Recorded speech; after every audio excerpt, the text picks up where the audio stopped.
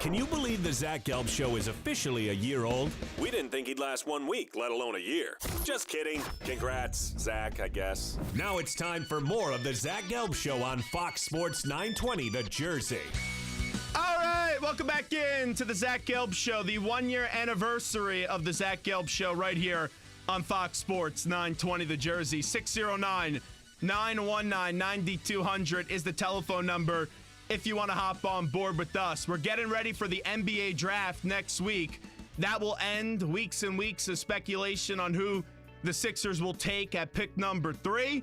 There's some rumors maybe they're trading up, maybe they're trading down, or they'll do this crazy thing of just staying put at number 3. Let's go out to the phone lines now and welcome in a dear friend of the show, the former college head coach, now a college basketball analyst for ESPN, will be working for SiriusXM when the NBA draft does commence next week on Thursday up in New York, and that's our good friend Seth Greenberg, who's kind enough to hop on board with us right now. Seth, always great to talk to you. Thanks for the time, and how are you? 1 year anniversary. It's a big deal. I didn't even think I'd make it 1 week. 1 year anniversary. And me and Sid Rosenberg back to back. Hold on. You didn't even get to the main course. Bob Costas. I saw Costas, right? Yeah, that's a big deal, Costas. How about you? You have juice. You have a lot of juice. I like it. I'm going to add that onto the soundboard. You're on our soundboard a lot, by the way. I mean, you're big. You're big. Literally, figuratively, and every other way. I have you saying that on our soundboard almost every day on our show. We always end the show with that cut. Seth Greenberg with us right now. So this draft, all these rumors, they're absolutely crazy, and I don't know what to believe. And I'll just wait until Thursday. But let's speculate a little bit. 1, 2, and 3, how do you see the first 3 picks unfolding in the draft? Well, how do I see them unfolding, or how will they unfold? Like, there's two different things. Give me both. Well, I think that in the end, insurance policy, it makes Isaiah Thomas expendable. It creates another trade opportunity. I think Fultz will end up going number 1. I think that the Lakers are going to pass on Lonzo Ball. Ooh, okay. I mean, that's the one thing. I'm just not sure they want to deal with it. Now, he had a workout today, and I haven't heard about the workout yet. I thought the kid really helped himself in that Foot Locker commercial. Very funny. Self-deprecating, and you know what? It showed that he's not afraid to, even though it was probably scripted, speak his mind. And in a lot of ways, that probably helped the kid. I might take De'Aaron Fox there in terms of just pure speed over an 82-game schedule. Might even take because they have Ingram. I might even take a Josh Jackson to complement him, who's a high motor guy. Now the question with Jackson is, a couple of those off the court things. Can he shoot it well enough? He is a terrific passer. He's got a high energy, and I don't want to hear about the two-way player. Everyone's a two-play player unless we're playing football. All right, and we have an offensive team and a defensive team. The last time I checked, everyone is a two-way player, but he is a guy who could be a really good defender, rebound position. He's good in transition. He can finish around the basket. I think the guy that people need to take is Jayson Tatum. Jayson Tatum's going to go get 20 points a game. Jayson Tatum's the most gifted offensive player in this draft. Not even close. Like, if Jayson Tatum could fall to the Sixers, all right, if he could fall to the Sixers, and you're going to play Ben Simmons at the point, and you're going to play, obviously, a healthy Embiid, you would be crazy not to grab Jayson Tatum, because now you have those 3 things you need. Big point guard, big wing, and, a skilled front court player. Crazy. Let me ask you this, because a lot of the debates that are happening right now on radio stations in our area, and I understand what you're saying with Tatum, but it's coming down to a lot of people's opinion here locally between Ball and Jackson. If it comes down to Ball and Jackson, who would you rather have in Philly? Well, I think Philly needs a point guard. Then you would go Ball.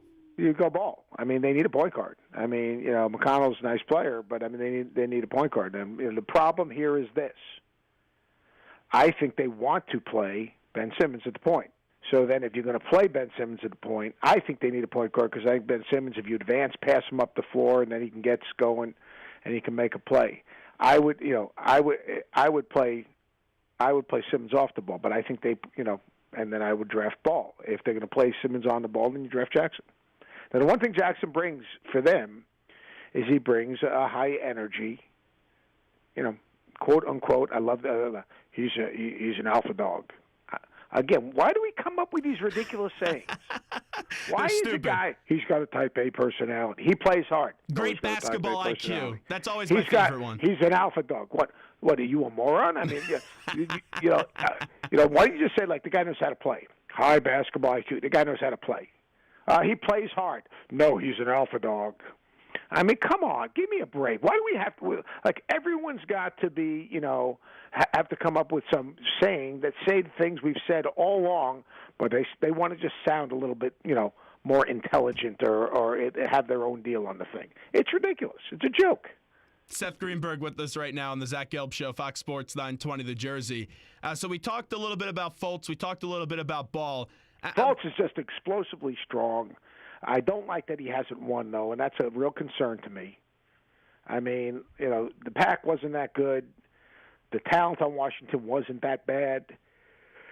If he is as good as everyone says he is, he needed to help them win more. And that's my one concern with him. Where you look at Ball, and he took a team that really struggled the year before, and he raised everyone's level of play, even though he was playing with more talent. You know what's crazy? Assuming that Fultz goes 1, like everyone else thinks so, back-to-back years where you have 2 players go 1 that didn't even make the NCAA tournament.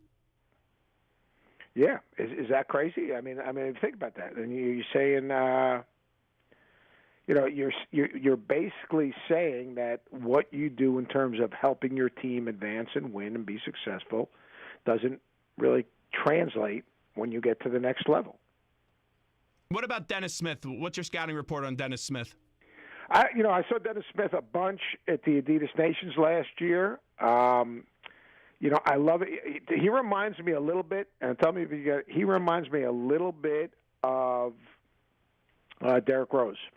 Okay. That big, aggressive, physical, strong, aggressive, racks it, inconsistent shooting it, could be an elite defender, explosive in the open court, will punch it on you, is a pretty good interior passer off penetration. Shot's a little broken right now. When he misses bad. But he is physically strong and tough and quick and can get in the lane and play the contact. He's a grown man at that position. One more on the guards, and I'm going to also incorporate 3 in here as well. When you look at a player like Fox and then also Jackson, and we talk about improving that three-point shot, everyone just assumes you could get to that next level and improve the shot. When you look at Fox and when you look at Jackson, what do they have to do to improve their shooting percentage from 3? Part of it is obviously you're a pro athlete, and that's what you do, and that's what your weaknesses. And we saw John Wall improve a little bit. Each one of those guys. And here, understand this, and your listeners need to understand this. There's a difference between being a regular season player and a guy that helped you win in the playoffs, because it's 2 totally different games. The game that's played in the playoffs and the game that's played in the regular season, they don't even mirror each other at all. Now, having said that, I think Fox's shot and release is pretty good. I think he's got to get it up a little bit higher off his head, not back. He's got to be able to be committed to it and not worry about a miss and get to the next shot. I think too many times what happens is, look, what's the worst thing that can happen? Shoot the ball, you miss. So shoot it with conviction, shoot it with belief, shoot it with trust, shoot it the same way every single time, and if you miss, get to the next play. And that's what Fox needs to do. But Fox has got a floater, he's got a runner.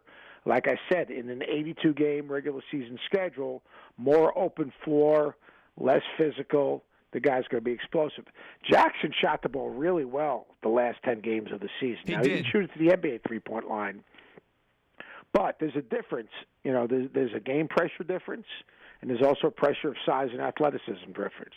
The shots that he shot and made at the end of the season, you got to decide what you're going to give, what you're going to take away in college basketball.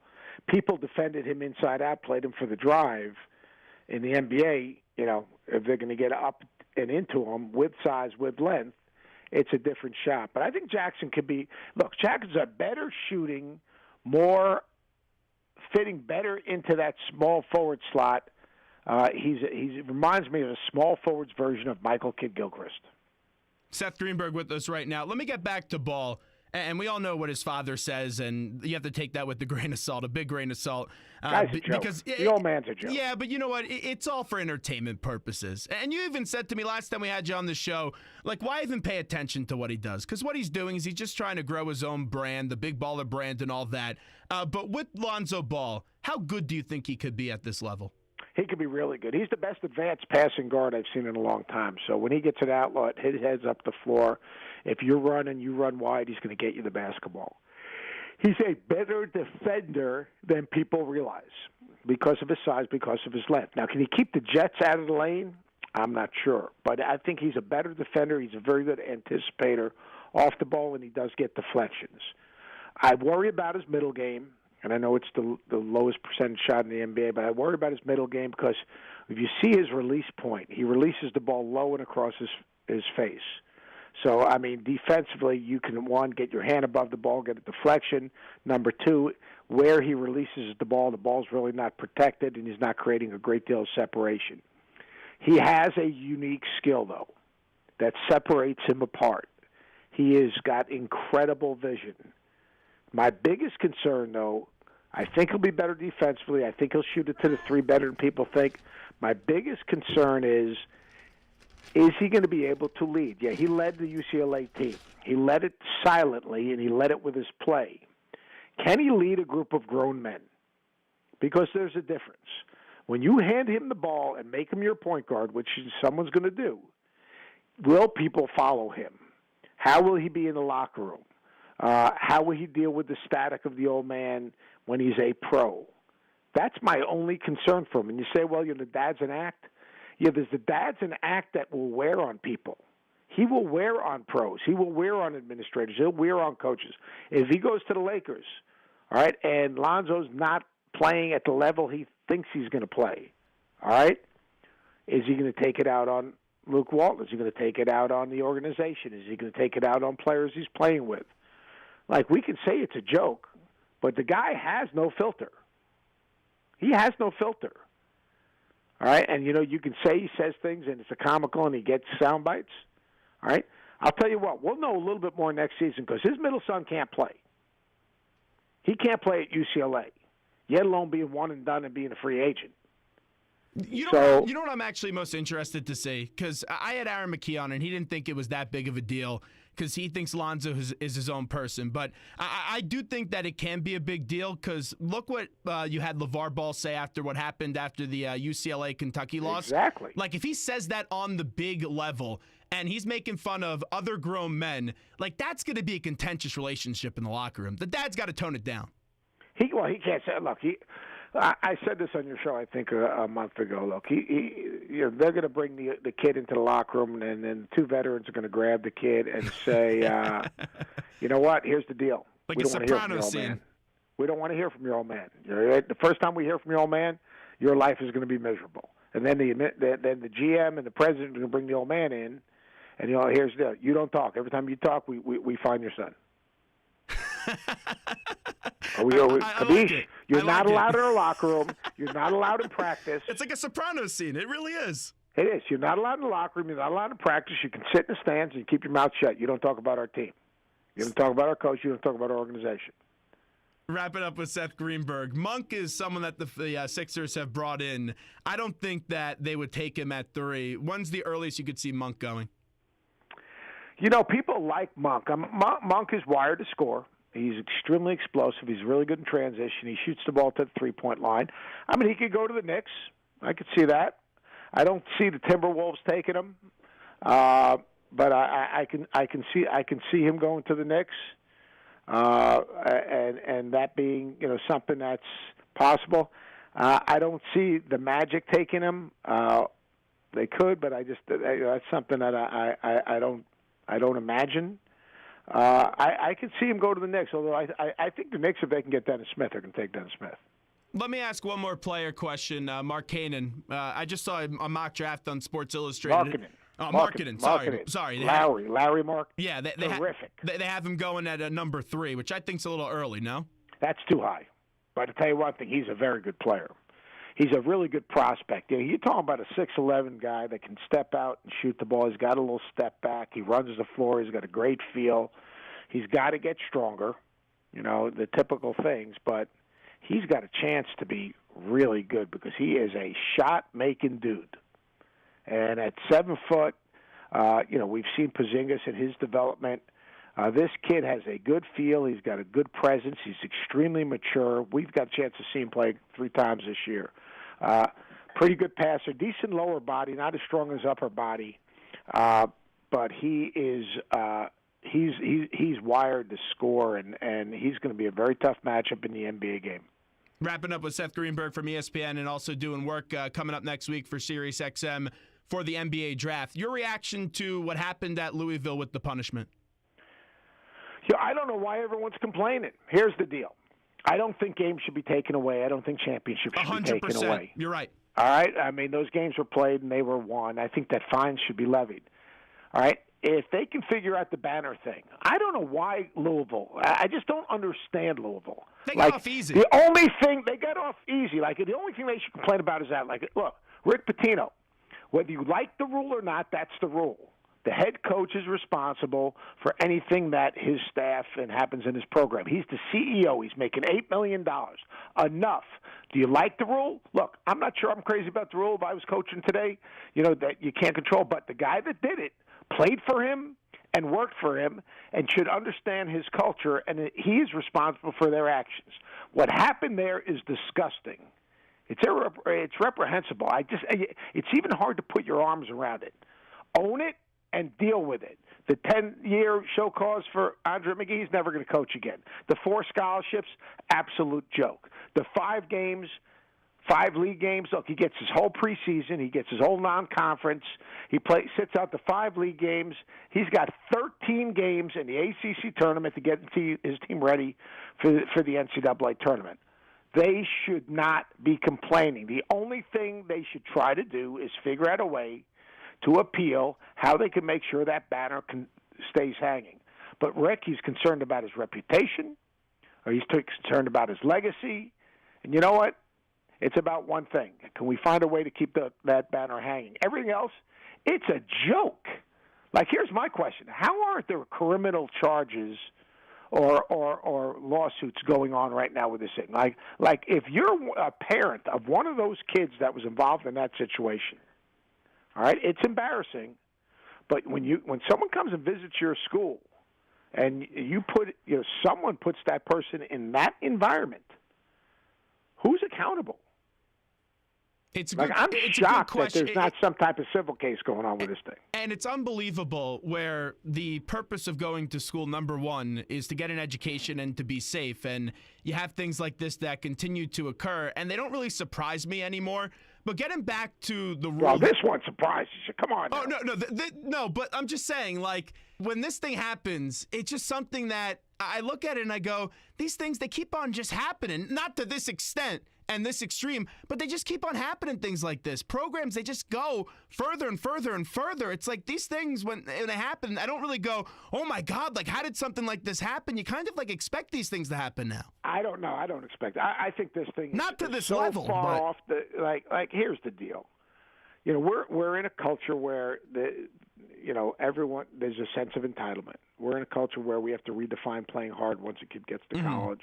We're in a culture where there's no patience, and that's why we're seeing the number of kids transfer. And let's not relate coaches changing jobs to the number of guys transferring, because that's ridiculous. The coaches are the owners of the Starbucks and the players that what do they call them, baristas? Yeah, baristas.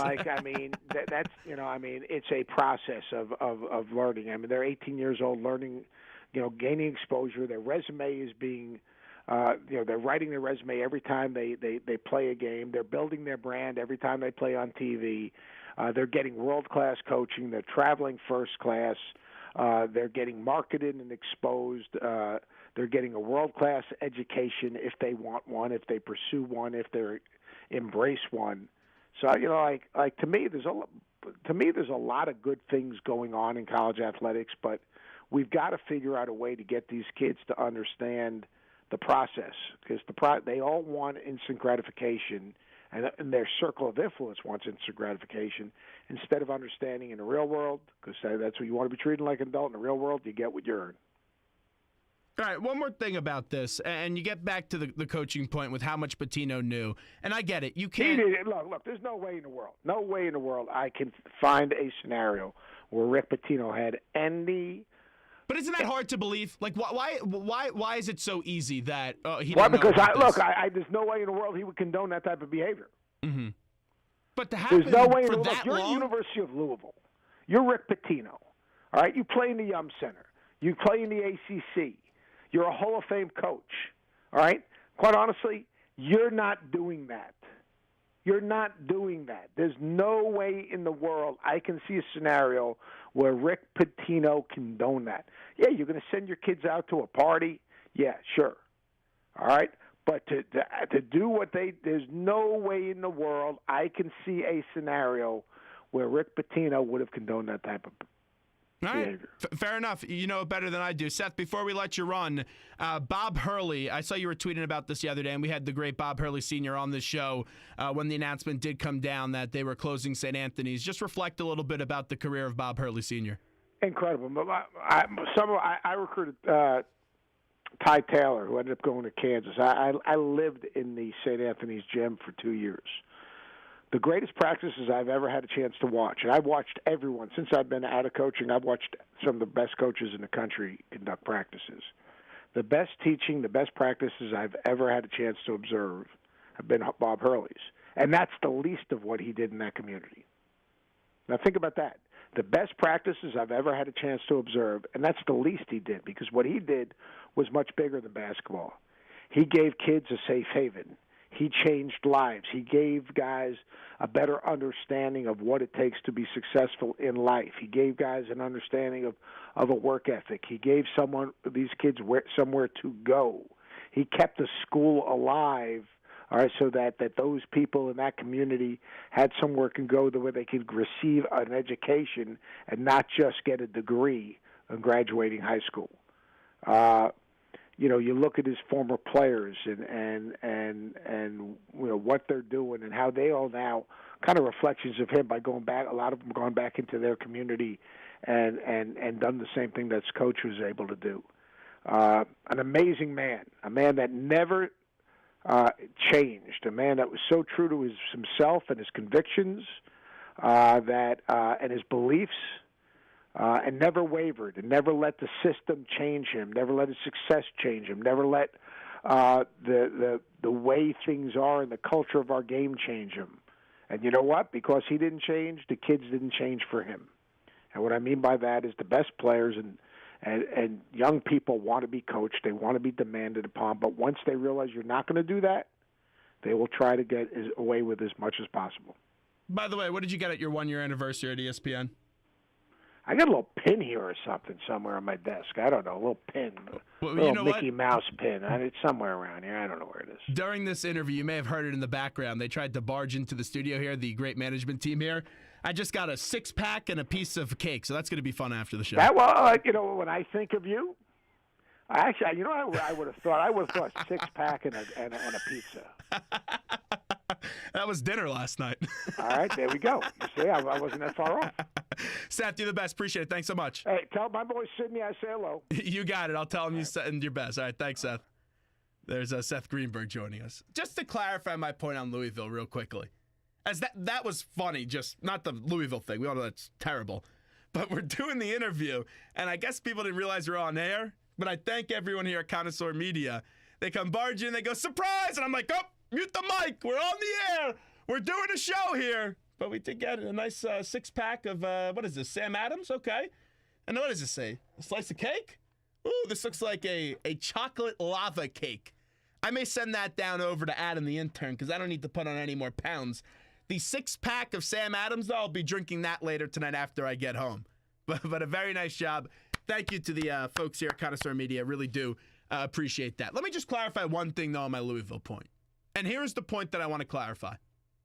Is when something like this happens now, I don't drop my jaw and say, oh, my goodness gracious. Like, these things, they just don't surprise me anymore.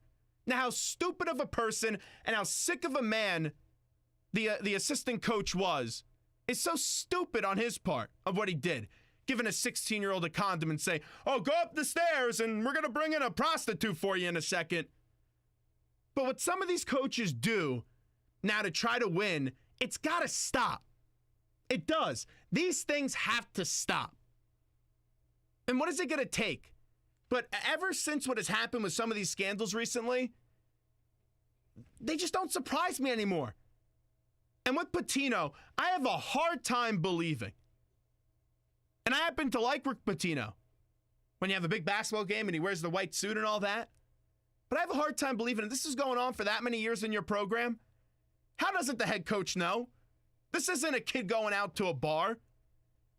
This is a scandal at your university. How don't you know? All right, we'll take a break here on the Zach Gelb Show. 4:41 is the time for the Princeton Orthopedic Associates Studios. We're coming on back right after this.